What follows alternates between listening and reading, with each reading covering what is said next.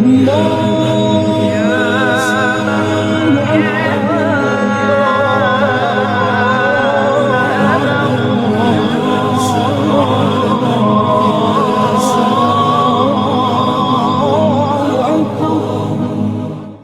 اللہ الرحمن الرحیم۔ YouTube channel سے قاری محمد ریاض قریشی کا سلام۔ السلام علیکم ورحمۃ اللہ وبرکاتہ۔ پاکستان میں اور پاکستان سے باہر آنے والوں کے لیے ہم دعا گو ہیں کہ اللہ پاک آپ کی روحانی، جسمانی، اندرونی، بیرونی بیماریاں دور فرمائے، آمین۔ یہاں ناظرین، آج ہم آپ کے لیے ہر وہ بیماری جو انسان کو موجودہ ہے، بلڈ پریشر، شوگر اور معدے کے امراض، پیٹ کے امراض، جگر خراب، یرکان، بلڈ پریشر ہائی لو، جوڑوں کا درد، گھبراہٹ، سر میں درد اور بالخصوص سوتے وقت بہت سی جسم میں تکلیفیں ہوتی ہیں۔ یہ تکلیفیں ہمیں لگتی کیوں ہیں؟ بیماریاں آتی کہاں سے ہیں؟ آپ حضور صلی اللہ علیہ وسلم کا ارشاد گرامی ہے کہ جب تم کھانا کھایا کرو تو پیٹ کے 3 حصے کر لو، ایک حصہ پانی کا، ایک حصہ خوراک کا اور ایک حصہ خالی۔ آپ حضور صلی اللہ علیہ وسلم نے اپنی پوری زندگی پیٹ بھر کر کھانا نہیں کھایا، پوری زندگی۔ اور ہم یہاں بے حساب تن تنا کے کھاتے ہیں، جیسے شادی ہے، کوئی فنکشن ہے، یا کوئی گھر میں کچھ ایسا ہو گیا ہے، بس تن تنا کے کھانا ہے، اس کے بعد اخیر میں پانی پی لینا۔ اس سے معدہ خراب اور جگر خراب۔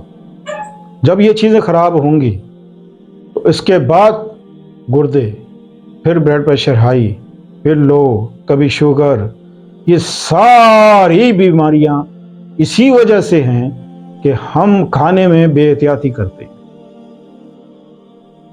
ہمارے پیارے رسول صلی اللہ علیہ وسلم کا ارشاد گرامی بھی ہے، اور آپ نے ہمیشہ اس بات پر عمل بھی کیا ہے۔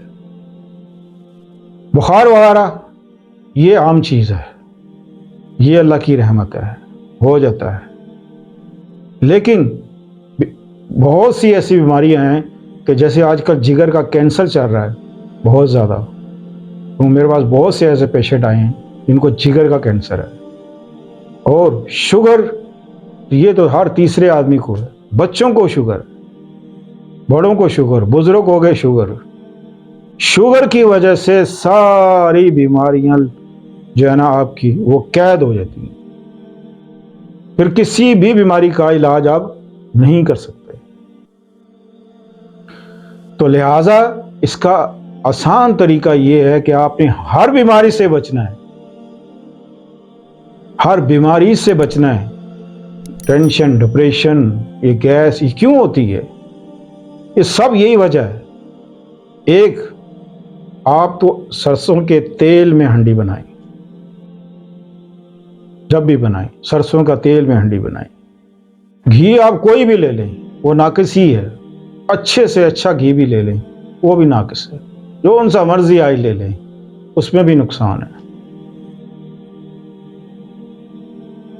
اس کے بعد کھاتے رہو ساری زندگیاں دوائیں، پھر دوائیوں پہ چلتے رہو، ڈبے بھرے ہوتے ہیں گھروں میں، اور دوائیاں پہ دوائیاں، دوائیاں پہ دوائیاں کھائی جو دو، لیکن اپنی اصلاح نہیں کرنی۔ کھانا ویسے ہی ہے جیسے کھاتے ہیں، تو پھر آپ ڈاکٹر کے پاس جاتے ہیں، ڈاکٹر صاحب جگر خراب ہے، معدہ خراب ہے، یا ڈاکٹر آپ کو بتاتا ہے، وہ کہتا ہے یہ آپ پرہیز کریں۔ پرہیز وہ کھانے پینے کا پرہیز ہے، اللہ کا رزق ہے، لیکن ڈاکٹر کہہ رہا ہے کہ یہ پرہیز کرو۔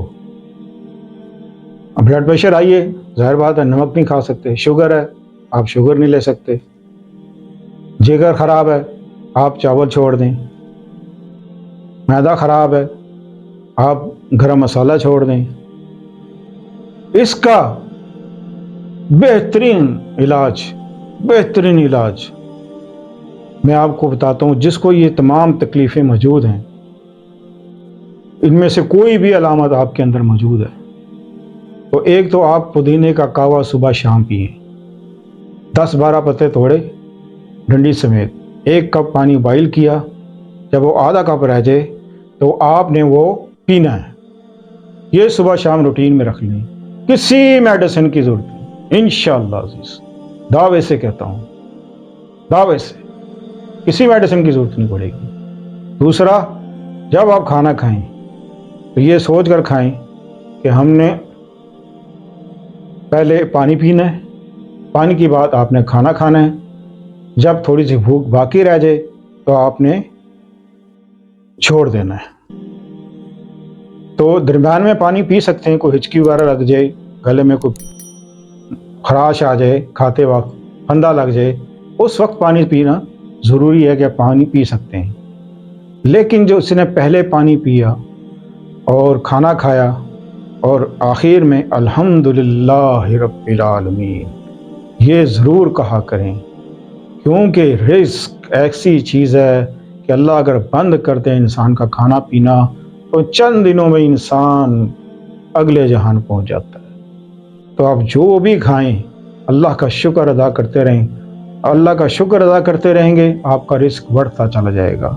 اللہ تعالیٰ عمل کی توفیق دے اور آپ کو سمجھنے کی توفیق دے. اللہ حافظ.